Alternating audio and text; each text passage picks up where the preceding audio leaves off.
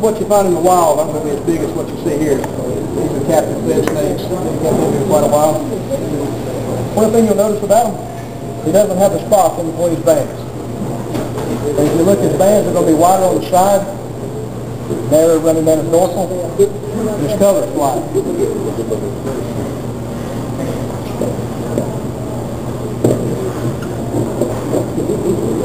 This one here is my breeder male. He's about 44 inches long. Want to get a good look at him, maybe? Can you bring him over there?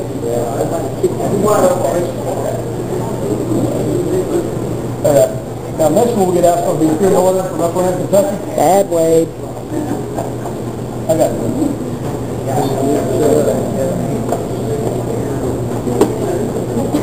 Wade, baby, you're asking to get tagged. I understand. You will be.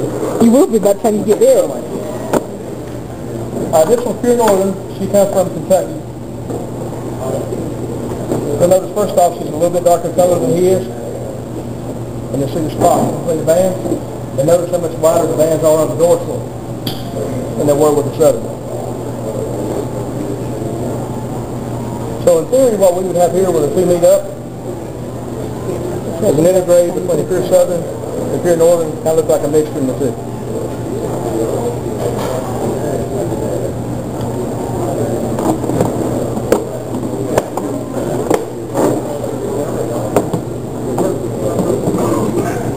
Here, was captive born in 1999 from a female that was caught in Madison County, Alabama.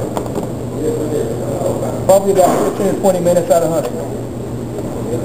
And the reason the guy kept this one out of the litter is because she has a stripe up her back. Striped copperheads do occur. These are rare, but they do occur. She said no. So most people tell you when you're looking out for them to watch for the hourglasses. And that's a good rule of thumb, but occasionally you'll find one with the stripes that don't really have the hourglasses. Her stripe doesn't run the whole length of the back, but I have one that comes from Sand Mountain with this stripe virtually all the way. This is a Huntsville, Alabama snake. Probably looks more like a southern than she does a northern, at least by the color. We had her mother up until a couple of months ago, and she was probably the biggest I'd ever kept. I think she weighed almost 3 pounds. She died.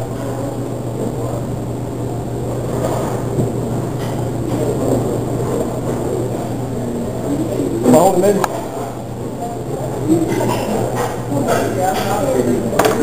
Where's your this one? I did. Try. Hand me whiskey. What? 7 or 8 months ago? Yeah. This one is Sand Mountain. This one's off the farm I showed you where I found it. Southern way up at the same rock. If you look at them, you've got the dark colors like north. I'm just saying everybody that sees it thinks What's the air holes, guys? it's a Louisiana, Mississippi snake, because it does look amazingly just like a southern. But I caught this one myself, and I can tell you exactly where it came from. And this one from there, it's got the light color, almost the pink that southerns have. The bands are a little bit wider on the back than a southern would be. You see how the hourglasses are broke right here? That's more characteristic of the southern. You see it on the northern occasionally, but more southern than you do northern. You notice it doesn't have the dock in its back like a northern would have. She's not been in captivity for probably about a year. In fact, captive weight yet. She will at some point. There's a lot of variety in the size of coppers. We've got a couple that I purposely fed very lightly throughout their whole life, and they're adults now, and they're about this long. Full-grown breeds.